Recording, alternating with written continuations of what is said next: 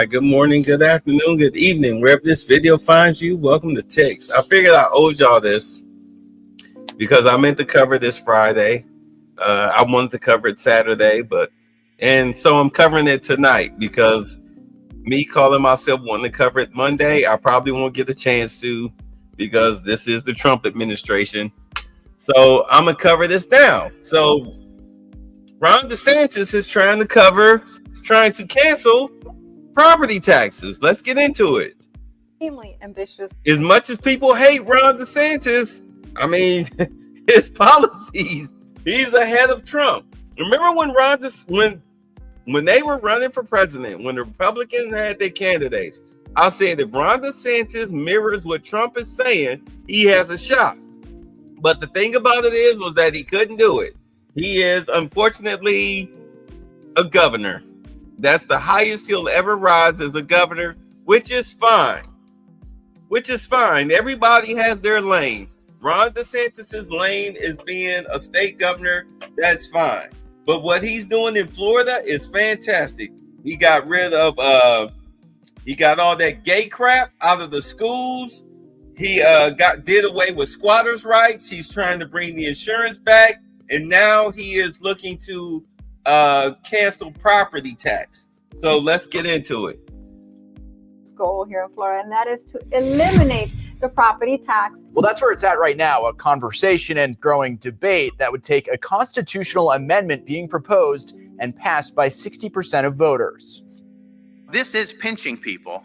And I think that's something that you should look at. Governor Ron DeSantis continuing to voice support of making Florida the first state to abolish property taxes. In this video, we're going to explore what that means and is it even possible. Now, before we start talking about the property tax and kind of what's in his plan here, let's talk about the Florida housing market in general. And for this, I always like to refer back to data first, just to get our bearings here. So when we look at single family homes, January data 2025 versus same time last year, the median price right now is $410,000, which is up by 1.2%. Now, median time to contract is about 50 days. So you probably already noticed that homes are just staying on the market longer, and it's taken a while for them to go pending. I will say that the ones that are very well priced, that show really nicely, they can go pending within just a few days or even a few weeks time. And there are still multiple offer situations across Florida, but just in general, it is taking much longer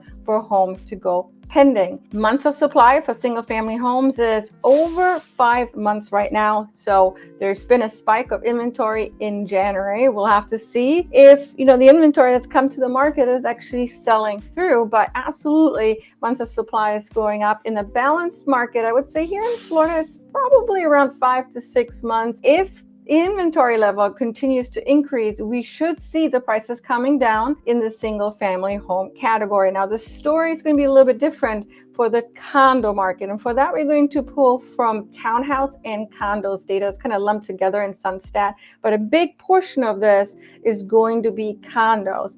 And so the median price right now for condos as of January 2025 is $312,000, which is a minus 2.3% decline. And in some of my other videos, I talked about the Surfside bill and the mandate it's posing on older condos that are 3 stories and higher. You should definitely check out that video. A lot of these condos, because they haven't really brought up their budget to being able to make repair work, now they have to go through a milestone inspection and also a reserve study. And so a lot of these older condos are seeing high assessments coming through in the form of special assessments and also higher condo fees. The publicity also around all of this happening right now is really kind of painting the condo market in not the best of lights. When it comes to median time to contract, it's taking even longer to sell right now, approximately 63 days. If it's an older condo, you could easily see them being online for 100, 150 days, 200 days on the MLS before it goes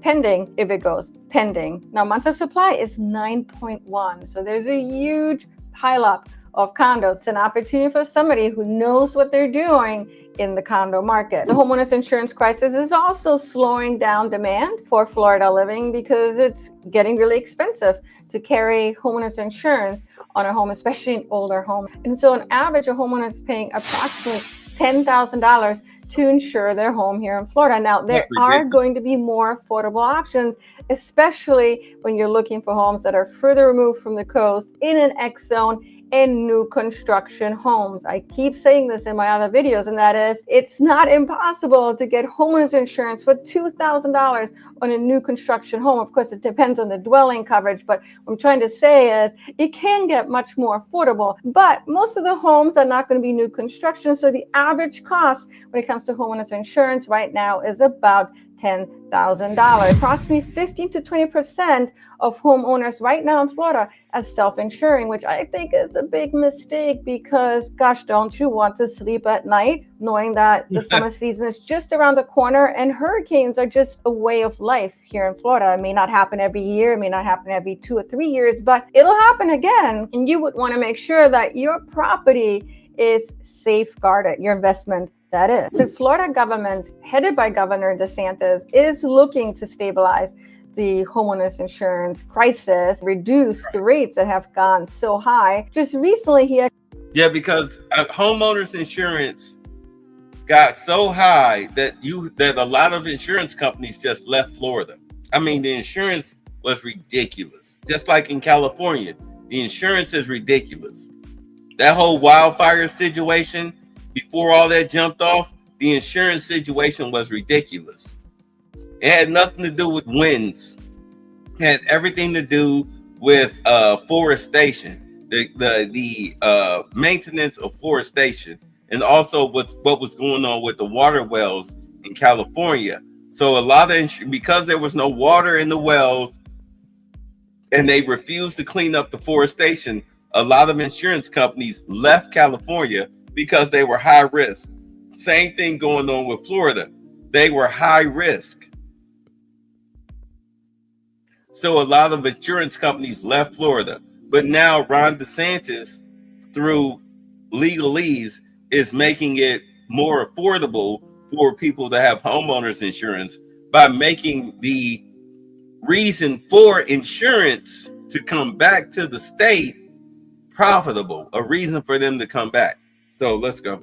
Actually announced rate cuts for many of those that live in South Florida and that are insured through Citizens Property Insurance. Unfortunately, where I live in Southwest Florida, that's not going to be a benefit for us, but it is a starting point. So they're already announcing rate cuts for those homes that are in Miami-Dade County, and also auto insurance. There's a statewide reduction of auto insurance prices. Property prices have shot up quite a bit over the last 4 years. In some areas, it could easily have been over 50%, maybe even doubling in home prices. And so with that, property taxes have increased as well. If you're someone that lives here full time, then you can homestead your home. Basically what it does is it caps up increases to approximately 3%, no more than 3% a year. If you're somebody that's, say, just part-time here, less than 6 months out of the year, maybe you're just snowbirding, but you have a second home here, then you can't homestead it because you're not a Florida resident. In that case, property taxes can go up to 10%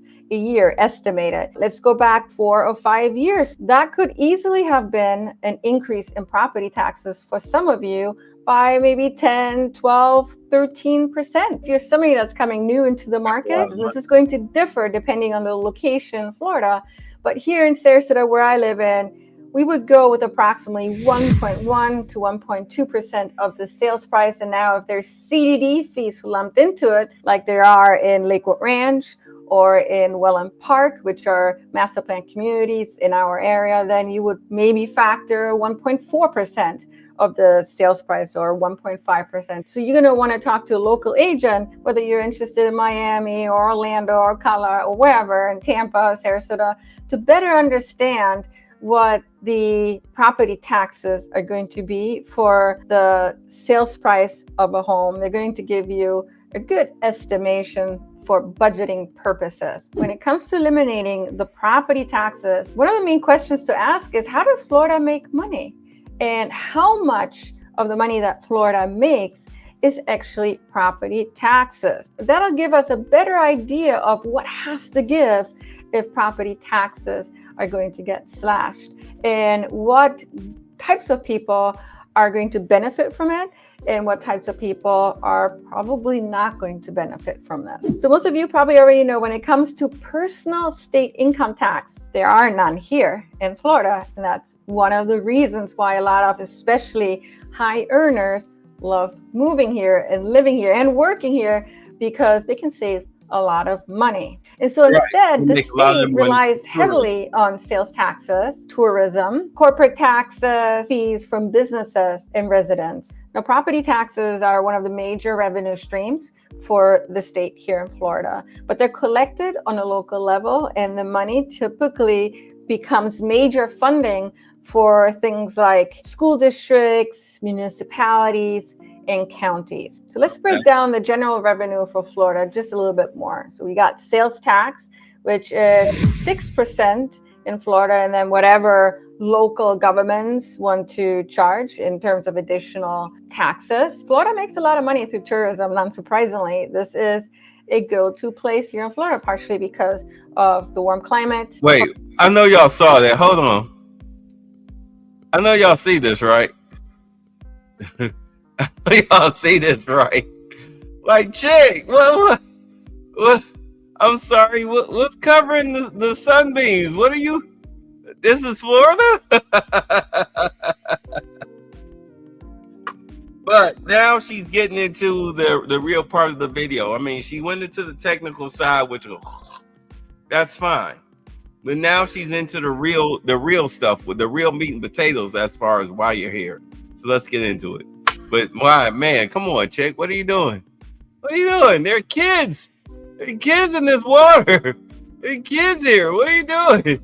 Surprisingly, this is a go-to place here in Florida, partially because of the warm climate. Corporate income tax will also flow into the revenue stream for Florida, and it is lower than, say, in California or in New York. And that's one reason why, especially over the last decade, a lot more businesses have taken their headquarters from, say, New York, especially Manhattan, and have moved it down to Miami, for example, because, hey, if they're saving on taxes, that'll give them more money towards the bottom line. Then there's sin taxes, which are not the good taxes. I'm just kidding. Those are just the taxes that they're putting on alcohol, tobacco, and gambling, for example. Real estate transfer taxes, and it's a tax that is paid typically by the seller when the home is sold. And the tax is actually called the documentary stamp tax. So the seller typically pays it, but it is negotiable. Also tolls. There's lots of tolls here in Florida, and through these fees, the state will make money. So now that we have a better idea of how the state makes money, and understanding that property taxes is actually a really big portion of this. And so if we take property taxes away, either we're going to have to plug that hole, so money is going to have to come from somewhere else, or something is going to have to give. We might have to give up some services, for example. And so what do others say about this? People who are actually studying the economy. Let's take Esteban Leonardo Desantis. He has a PhD as a policy analyst at the Florida Policy Institute. And he told Newsweek that eliminating property taxes in the state would likely result in either higher sales taxes or severe cuts to essential public services. And that could include education, public safety, infrastructure, and community programs. So again, either Florida makes more money or something is going to have to give, right? After federal transfers, which are funds received from the federal government for various programs and services, Florida's largest sources of per capita revenue were property taxes and charges such as state university tuition and highway tolls. So according to urban.org, property taxes are the number 2 main sources of revenue, according to the Florida Policy. Okay, so let's really look at it. If you kill property taxes in Florida, let's say home sales jump up maybe about 2.5%. You have a lot of people who can flat out buy their homes outright that move to Florida. They can buy their homes outright. Or you might have people that might, because of the tech jobs and everything that move to Florida, because they don't have a sales tax. They're hiring you. You can buy your home. And I mean, do understand, people that work for large corporations, they expect to fulfill the boomer American dream. You work for 25, 30 years. By the time you retire, your home is already paid off. You retire, you get the gold watch, you get the plaque, you get the cake, you get the party, but you own your home outright. And through your pension / 401k, you pretty much maintain your home and pay your property taxes.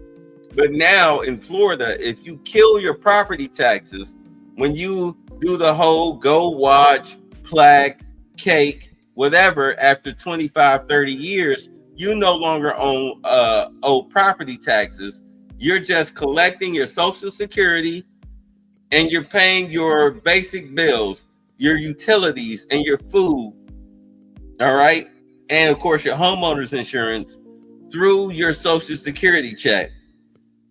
With Trump eliminating fraud, waste, and abuse out of the Social Security, also Medicaid, but out of the Social Security system, by the time you look up next year, when you get your new raise, because you get a raise every year through Social Security, instead of it being $50 or barely $100, it'll now be $200, $300, $400, $500 to match the increase, all right, in basic cost of living. So that way you'll have, after you pay all of your utilities, food costs, home insurance, whatever, you'll have maybe about $500 to $800, maybe even $1,000 left to live off of after you paid all of your utility bills and your food bill.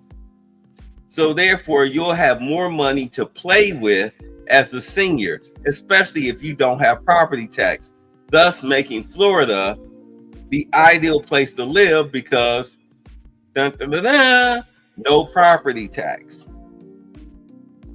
The only thing, your biggest bill that you'll probably be looking at is maybe homeowners insurance. Maybe. And with hurricane, tornado, whatever season happening every year, you'll be covered. You just go ahead and, but for those who are unlucky, you'll file your claim. They'll go ahead and knock it out, but you're made whole. You'll be good to go. Policy Institute, which is a nonprofit organization, if policymakers wanted to eliminate property taxes, they would need to raise estimated $43 billion, which is per person roughly $2,015, in order to maintain public services currently funded with property tax revenue. And so that understanding the importance of property taxes, just because of the magnitude of revenue that it has brought in to the state, how possibly then can Florida replace it? There's a few options here that could be considered, and possibly the state may consider a combination of these. For one, the sales tax could be increased. So right now it's approximately 6% on a state level, but as I mentioned earlier, local governments can add to it, and sometimes they do, maybe 2% or 2.5%. Yeah, about to say you just such as California, percentage. New York have high sales taxes. If, say, Florida brought it up to 10% or maybe 12%, the burden is going to be on lower income people, especially those that are renters, that are not profiting. If you take out property tax out of the equation, it really doesn't matter to them. But now, besides having a tight budget, now they have to pay more money. The second option is to just expand the tourism taxes. The state is relying on tourism, and so to make it even more pronounced as the major source of the state, I think is very dangerous. It's like putting a few eggs in just one basket. Well, what if there's a downturn and all of a sudden we don't have tourists coming in here? So we wouldn't want to be relying on tourists, but also tourists have choices. They can go. Well, see, this is the whole thing with tourism. This is why, like, and when I did my video where I couldn't sleep, when I talked about Disney and this Snow White movie, understand that Disney World is the largest, one of the largest tourist attractions in Florida. All right. they screwed up big time. They screwed up with the whole Star Wars theme park. They screwed up with the Star Wars hotel, and they're screwing up with the movies. This Snow White movie, I think that was Disney's last vestule of trying to hold on to this trash woke culture. And as you can see, the movie has been made over $100 million since Sunday. The movie has been made over $100 million. It's trash. People are talking about it. They don't even care about spoilers. They're just talking about how trashy this movie is. And trust me, the movie is flat out garbage. Flat out garbage. But at any rate, Disney is starting to Bob Iger is starting to understand that this woke crap, like they say, go woke, go broke. He literally gets it now. So I think this is the last movie that they're going to put out that's doing the whole strong black colored woman, strong independent trash. This is it. They're done. They can't afford to do this anymore because it's killing. Not only is it killing the studio, it's killing their stuff. And do understand, as I was saying under the Embrace Villainy channel, BlackRock bought a lot of stock in a lot of these companies that borrowed money from them in order to stay afloat through COVID. Bud Light being one of them, Disney being one of them, Kmart being one of them, Target, especially Target. And now they're killing all of their go woke, go broke, i.e. DEI programs. The stock is bounding back. It's bounding back. It's going to take a minute, but it's going to bound back. All right. So Disney has been the major force. So now that this Snow White movie is hot dog water, they have to go back to making stuff more profitable. Go by the original stories, go by the books, give the fans what they want. Disney has to reformat their theme park. They have to reformat their Star Wars hotel. They have to reformat a lot of stuff, which you're going to see happen with between now and the end of September. You're going to see them doing a lot of reformatting, a lot of reshooting. Trust me, that Captain America 4 movie was hot garbage. They reshot that 4 times just to come out with a lukewarm freaking movie because it was all about Harrison Ford supposed to be Trump for some reason. I know, trash. Just like the Mickey 17, Mark Ruffalo, who's like the dictator of the movie, is supposed to be a Trump character. It was trash because the left doesn't know how to meme. They don't know how to make characters right. They're so insufferable. It's freaking pathetic because they don't have a creative bone in their body. So what's going to happen is you're going to watch over the course of time, Disney is going to, starting now, they're going to have to clean house, fire people. If they have to move a studio from California to Texas in order to get rid of these woke pieces of crap, then they're going to do that. Watch they start branching off their studios and writing teams outside of California in order to make a switch, in order to get quote unquote fresh writing teams into their creative rooms and start making movies and TV shows that people want to watch. Watch it happen because again, Disney is one of the major attractions in Florida. But do understand, Ron DeSantis, because I stayed on this for a minute. Ron DeSantis went after Disney with this Don't Say Gay bill where they were promoting pedophiles in the school system. And Ron DeSantis went after them and he won all of his cases. There are Disney executives, in all honesty, that should be on trial for embezzlement and corruption. But it hasn't happened yet. He has to still get his FBI cleared out, and we'll see what goes on with Florida and Disney and Bob Iger. Maybe Bob Iger can go ahead and make a deal with Ron DeSantis to not report the shady dealings that's been going on with Disney and Reedy Creek. a town that Disney quote unquote owned, but all of this corruption was going on with them. We'll see. We'll see. But tourism is Florida's biggest money maker. So if they raise tourism costs, even if they raise it by another percent, from 1% to 2%, even if they raise it to 3%, if you can get Disney to collaborate, because Universal Studios is doing very well, because they're not on that woke garbage. They're doing very well, but they can't supplant Disney because Disney is number one. But they're doing damn well, especially with their Harry Potter stuff.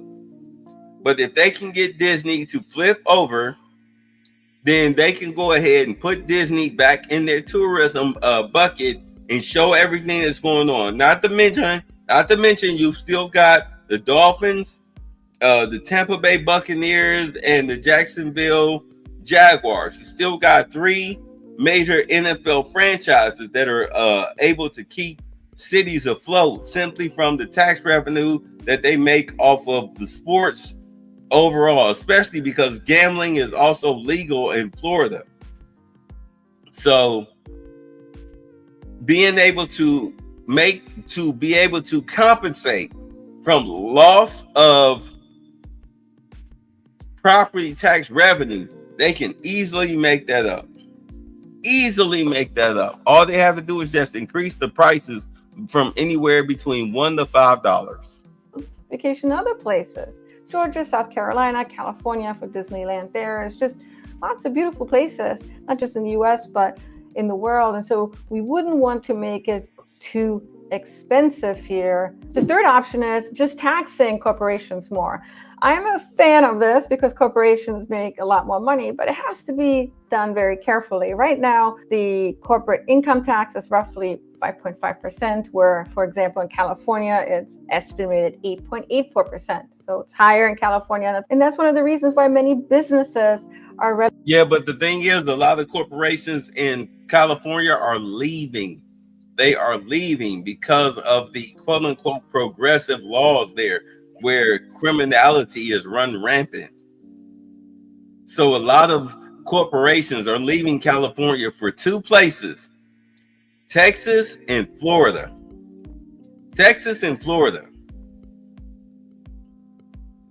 So if Florida increases their corporate tax by 0.5%, from 5.5% to 6%, or even 7%, or 6.5%, they're still going to make out like fat rats, because Texas is a crowded area. Although you've got a lot of land there, there are three places that people want to live. California, which is off the table, Texas, which is nothing but dry heat, but Florida is the number one destination outside of California. Florida is where a lot of corporations want to be, because a lot of the senior execs, people that make the real money, that's where they want to be. Look at that. Look at all that beauty before you. Look at all that beauty. Look at that water. You get you a yacht out there. You know what I'm saying? You throw you a freaking Minnesota Vikings OBJ party out there.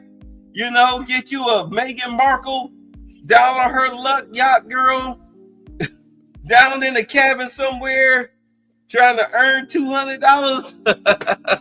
Are you kidding me? Miami is the spot. Texas will always be second. California used to be the spot. Gavin Newsom destroyed that.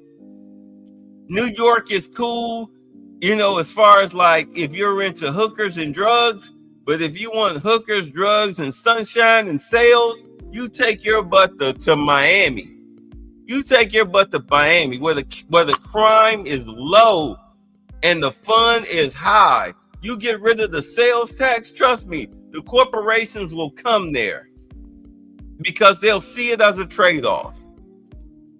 Relocating to, say, Miami to bring their headquarters there in order to take advantage of the corporate income tax, for example, and some of the other business-friendly environments that Florida actually offers to businesses. If the state takes up the taxes too much, it could make it less attractive for these businesses. Who is going to hurt are those people, especially who are looking for good work. Many of you already know that there is no state income tax here in Florida. Well, that's one of the reasons a lot of people are wanting to move here, especially those that are making a lot of money. High earners can save a lot of money living somewhere where there's no state income tax. But Florida could say this is the end of no state income tax. If Florida did this, that would detract a lot of people from wanting to live here, and probably a lot of people would move out of here. I really think this is probably one of the least likely to happen. The government can also say, okay, well, you're a luxury buyer, you own a luxury home, you have luxury goods, we'll just pass higher taxes on you instead of just doing a kind of broad base towards all consumers because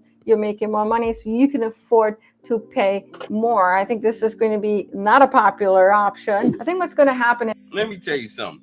If you are a multimillionaire or a billionaire or whatever, and you want to buy a mansion that might cost 2 years ago, it cost $2 million. Now it costs 2.5. You're going to buy it. You're not worried about it. People with money are not worried about a 1 or 2% sales tax increase. They're going to buy it anyway, simply because do understand that for people with money, they're not necessarily frugal like that, especially with a lot of new money, like athletes or whatnot. They're going to see it as the hip destination to be. The more pricier the homes with no sales tax, you already know somebody who just signed a $60 million contract in the NBA, plus maybe a $90 million contract with Nike. You're going to buy your home in Miami.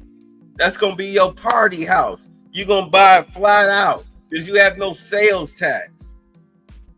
You have no sales tax. They're going to buy them houses. This chick, she's not getting it, but I understand where she's coming from as far as from a local. Well, I've worked at the steel mill for 40 years and now I'm ready to buy a home. I get where she's coming from. But a lot of the people that own homes in Miami that are willing to spend that type of money, buy them flat out, it's a lot of millionaires that buy homes in Miami. You got the regular folks, sure. But a lot of millionaires are going to buy homes in Miami because if you do away with the property tax, it's over. But please forget it. It's over. It's over. You're going to see a lot of football players in free agency wanting to play for either Jacksonville, Tampa Bay, or Miami because there's no sales tax and then there's no property taxes on their homes. Watch it happen. Watch. As if this truly were to pass through, is they're going to have NBA, hockey, whatever. Watch those athletes flock to Miami. Corporate tax, tourism tax, but also needing to figure out what government services need to be gutted in order to be able to close that void. And so could this truly happen? I mean, I don't know. They're going to be discussing this, and I think it's going to take a few years. Now, Desantis' proposal is really gaining a lot of traction because to a lot of homeowners, this is sounding really good until you start analyzing that more needs to happen here, and it might not be as easy to fill that gap. And just to put this into perspective, it was actually tried before in 2012 by North Dakota. And once voters realized what needed to be given up in order to be able to get the elimination of property taxes, the overwhelming voter base actually voted against it and said, we don't want this. We don't want to eliminate property taxes because we're just not willing to give up on the government services that otherwise would have to get squashed. So it's important to understand where money is coming from. If there's a understand when they talk about government service, well, we don't want to give up on the government services because they already know that what's going on is that whatever taxes that they have to pay locally, as far as homeowners in Oklahoma, that money, instead of it coming from the federal government, it's going to come out of their pockets. So they're like, you know what, screw it. I'd rather pay property taxes than, fund a bunch of broke people. Flat out. Let's not play games with it. Tax reduction. The same holds true for the 2025 proposal. Where is that money coming from? It doesn't just grow from trees. Something has got to give. And so it's important that we understand what that is. Thank you so much for tuning in. Of course, Saunders standing out in front of the state capitol. And for another year, there are Florida lawmakers that are trying to get rid of Florida's no-fault auto insurance system. They say that over time, it's going to be more fair and potentially save consumers money. But its opponents say just the opposite. Year after year, we actually had to switch auto insurance because it was getting close to $300. Florida drivers have told us a constant complaint. I immediately called my insurance agent, and they said everybody's insurance went up this year. Rising auto insurance premiums, a problem from coast to coast. My car insurance had exploded from $1,300 for 6 months all the way up to $2,000. Well, for another year, some state lawmakers think they might be able to help. Once again, they're trying to get rid of the state's no-fault auto insurance system. It currently requires drivers carry only minimal property and personal injury protection of $10,000 apiece. But it drastically limits lawsuit claims when someone is at fault. Drivers can be left with minimal benefits after a nasty crash, not to mention PIP abuse and fraud, which some insurers think is raising everyone's premiums. So right now, clearly insurance is a buzzword here in the Capitol. Everywhere you go, someone's talking about it. Rep. Danny Alvarez has filed this, HB 1181. It eliminates the no-fault PIP system, requiring drivers instead to carry at least $25,000 in bodily injury coverage and $10,000 in property liability. Over time, says Alvarez, it might help Florida become like most other states, using a fault-based system and bringing down costs. I don't want to be responsible for someone's rates going up when inflation is bad, and I want you to know that we are very sensitive to that. That might be one of the driving forces. But overall, we believe, like other states, it will bring the rates down when you get the major source of fraud out of the system. Opponents include Florida's governor, who in 2021 vetoed a similar PIP repeal, saying this in his veto letter. While the PIP system has flaws and Florida law regarding bad faith is deficient, SB 54 does not adequately address the current issues facing Florida drivers and may have unintended consequences. Well, we're excited. Earlier this month, Desantis' resolve hadn't softened. I don't see how you can say it's going to be cheaper to have more robust coverage mandated on people. And so that's the concern of me. I don't want to do things that are going to raise rates. In the past, the governor's rejection is almost guaranteed a bill's death sentence, but lawmakers this year have already bucked him a few times, so never say never. Alvarez, meanwhile, there may be a wait and see attitude. I'm pushing to let's at least have the conversation. So who knows where we end up. Now, both the House and Senate versions of this bill have yet to move. They've both been assigned different committees, but you got to get a hearing in order to get any kind of traction in Tallahassee. And we are running out of time. I know it's crazy to think about, but we're getting closer and closer to the midway point of Florida's 60-day session. That's the latest. So, I mean, to bottom line it, as you can see, Ron DeSantis is trying to make living in Florida cheaper. I mean, you might have to pay a little more for your house, but in the long run, it's going to work out for the better, because think about it. If you're paying, let's say you pay, your house is worth $300,000 in Florida, you run it up to maybe $350K, maybe $400K, but you're paying that monthly mortgage. But at the end of the year, you're not paying any state land tax. So that way you come out better on the long run, especially at the end of your mortgage. Trust me, what Ron DeSantis is doing, it's a beautiful thing. If he can get the auto insurance down, man, you can forget it. Florida's going to be the definite place to live. So we'll see what happens with that. I just wanted to cover these stories because I didn't get a chance, so I got it now. I will catch y'all tomorrow when we do the live streams, the group live streams. Y'all, peace. Okay, I believe that is an L.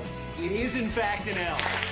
At least 6 hours ago, I couldn't even read a stop sign. All right, test me again. I want to go smaller. Smaller. All right. Great work, Rob. Great work. See if you can read this.